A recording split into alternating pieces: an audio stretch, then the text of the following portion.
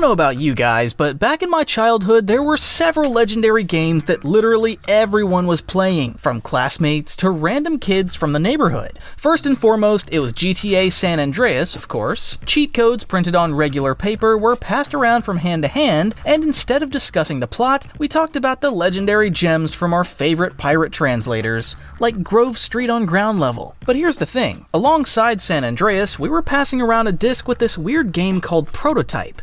It was excessively bloody, but intense and cool as hell. At least it really got our young, impressionable minds going. Welcome to Golden Joystick, guys. Don't forget to hit that like button and subscribe. In September '91, a small studio called Radical Entertainment opened up. They gradually built up their strength, first making Simpsons games. By the way, these guys made the awesome Hit and Run. Then their capabilities grew, and by the late 2000s, they were even trusted to develop a Crash Bandicoot spin-off. And when the studio finally got on its feet, they decided to make their own flagship project, and that project turned out to be Prototype.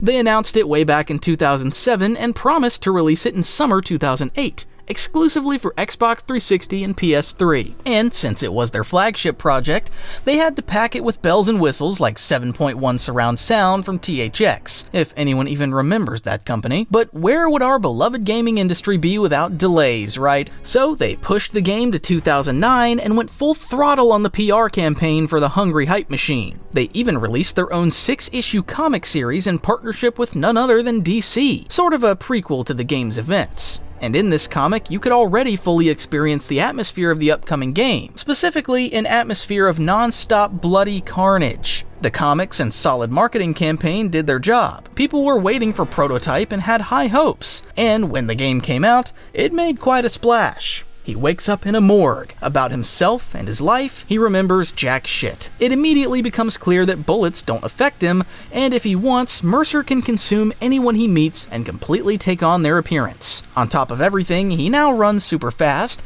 jumps incredibly high, and later in the story can transform his limbs into weapons and grow bulletproof armor. Now, our task is to figure out who the hell Alex Mercer is and what happened to him. Oh, and also stop an invasion of mutated monsters, plus take down a platoon or two from an obviously evil military corporation. Overall, I don't really want to talk about the story much more. See, there's a really funny situation with it in the game. It's simultaneously terrible, just awful, and surprisingly intriguing, meaning it keeps your interest until the credits, but the moment you stop and think about what's actually happening, plot holes and logical inconsistencies flood in from all sides. So basically, thinking while playing Prototype is strictly forbidden, though honestly, I live my life not thinking anyway, so it wasn't hard for me to turn my brain off while replaying it. After all, back in our school days, we played Prototype purely for the gameplay. And believe me, or if you don't, install it and try for yourself, the gameplay in Prototype is still the game's main attraction. We've got the most typical late 2000s open world, brainless NPCs pretending to have lives and cars buzzing around, but here, the important thing isn't how the world looks, but how it interacts with the player. Alex Mercer isn't just some simple X-Men type mutant,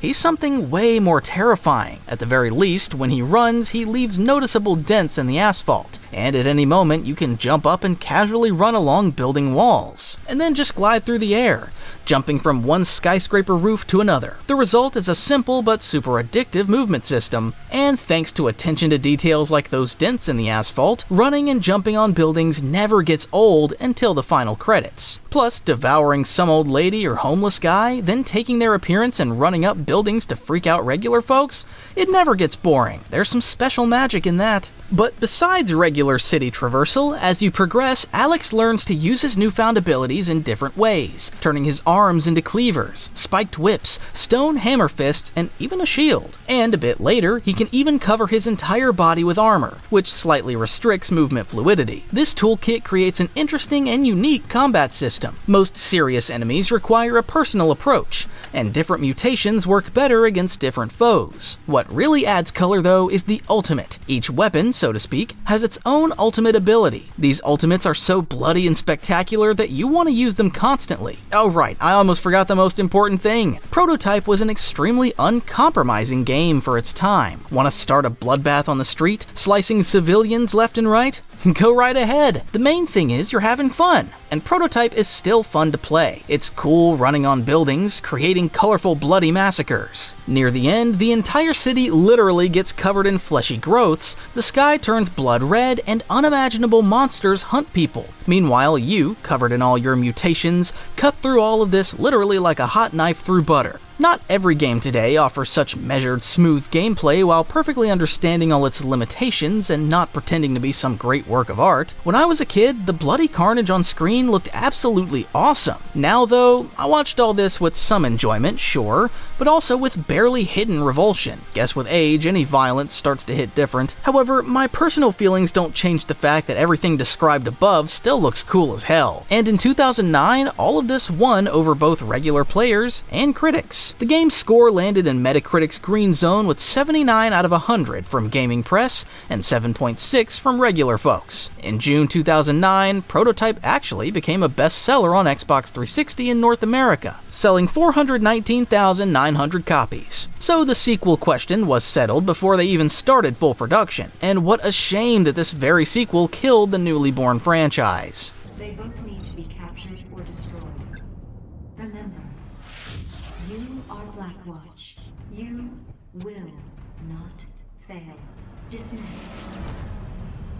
Following the strike while the iron is hot principle, Radical Entertainment presented the sequel just a year later in 2010 at the Spike Video Game Awards. Then they promised to release it in 2011, but released it in 2012, of course. The developers and PR folks didn't forget about the quite successful prequel comic for the first game, so they did the same thing for the sequel. Actually, this time it also turned out to be pretty decent reading, which is rare for game comics. They decided to keep up with the competition and added multiplayer, but they couldn't bring themselves to charge extra money for this side content. They released a special Facebook app called BlackNet. There, you had to solve simple puzzles together with other players and unlock behind-the-scenes development videos. Small touch, but nice. Then they announced that the upcoming sequel would have a RadNet system. It offered weekly events and small additions, complete various challenges, unlock cosmetic stuff for your account's characters. I'm telling you all this so you understand that they weren't approaching the sequel as some bold, expensive experiment, but as a full-fledged AAA game. They expected it to beat its predecessor's sales and finally cement the studio's position alongside other gaming titans. Wonder what went wrong? Actually, nothing went wrong. Prototype 2 is a textbook sequel, made according to all the traditional formulas. Bigger, more interesting, with a much more refined sense of style. The story starts a year after the events of the original game. We're given control of a completely different character, and the main hero from the last game suddenly becomes the sequel's full-on villain. It's still a non-standard and bold move, turning a hero beloved by the entire fanbase into an antagonist. Prototype 2 doesn't have the same level of writing, but at least now you get it. Over time, though, you really start to sympathize with the main character and realize he's actually a good guy. And Mercer really did turn into a bastard. But I'm begging you, don't think the story suddenly became some mind-blowing masterpiece. But if you turn your brain off, what emerges is a pretty decent action meat grinder, and most importantly, a stylish one. All the important story cutscenes are done in black and white style with rare splashes of red. Obviously, the developers rewatched Sin City and decided if they couldn't win with plot twist, they'd win with aesthetics, and they definitely nailed it. The style is consistent, and in something like this, you don't need anything else. Now let's move on to gameplay, and it's not that different from the first game. The ability set is roughly the same. James, our main character, also runs cool, jumps and glides through the air, though he does look more imposing than scrawny Alex Mercer. What do you expect? He's an experienced soldier with more than one combat deployment under his belt. The main thing that changed was graphics and special effects. Between 2009 and 2012, there was a serious technological leap, and Prototype 2 looked more than great for its time. The computer NPCs exploded into even more beautiful, if you can call it that, bloody chunks, and the city looked way more alive. Even fighting mutants and soldiers became more fun. How can you not smile when you turn into a walking chainsaw and slice everyone left and right? What's my point here? Thanks to new technology, Prototype 2 stood out favorably from its predecessor. It was obvious that the developers finally had their hands untied and could fully realize on screen what they originally envisioned in the first game. I'm not even mentioning that running up a skyscraper's glass wall disguised disguised as a regular office lady was still just as cool. Nobody will ever take that away from the Prototype series. You might think I'm describing a textbook perfect sequel, one of those after which studios, if they don't become giants, at least firmly establish themselves in the market and keep milking the series until people are completely sick of it. And that's exactly what it was. That's how it should have been. But completely unexpectedly and unpredictably, everything went to hell. See, when Prototype 2 came out, at first it was an undeniable success again. Everyone appreciated the improvements they made. The project still didn't reach the 9s from critics, got 7s with a plus. However, some players kinda liked the sequel, but with reservations. People weren't happy that their beloved Alex Mercer was now the main villain, and the gameplay honestly lacked any serious innovations. So the user score settled around 6.6 out of 10. Who cares about scores anyway? The main thing is, did the project make money for its creators? At first, everything was great. In April 2012, Prototype 2 again became a bestseller and even beat Call of Duty: Modern Warfare 3 in the charts. Please note that pulling off such a feat is still something not every project can manage. But the game quickly ran out of steam. Month after month, sales dropped rapidly, and nobody could definitively say why. Reviews stated that the sequel surpassed the first game in every way, that this was the beginning of a long-running series. But the hype train died as quickly as it started. Already in April 2012, the publisher Activision announced that the project didn't meet financial expectations. Right after these announcements, layoffs began inside Radical Entertainment. And from a once promising studio, they made it a resource appendage for other publisher companies, burying all the team's ambitions and plans for any further development of not just their own universe, but any new in the future. For a short time after release, Prototype was planned to have a third entry, but I think you all already understand that idea got quickly shelved. Activision is a voracious creature, and if it doesn't get enough money, you can completely forget about any development of a beloved universe. What's Radical Entertainment doing now? Well, they helped Bungie during the development of the first Destiny, and that's it. The studio still isn't closed, and what they're doing now is unknown. The Prototype franchise has long been forgotten by everyone except longtime fans. Both games can still give you dozens of hours of really fun, meaty gameplay that you won't get from any Sony project or Phil Spencer's internal studios nowadays. So dust off your childhood or teenage memories, install this series and replay it. The main thing, don't think about the plot. Thanks everyone for watching. Don't forget to like this video, hit the bell, and subscribe to our YouTube channel. Write in the comments what video you want to see next time. See you soon.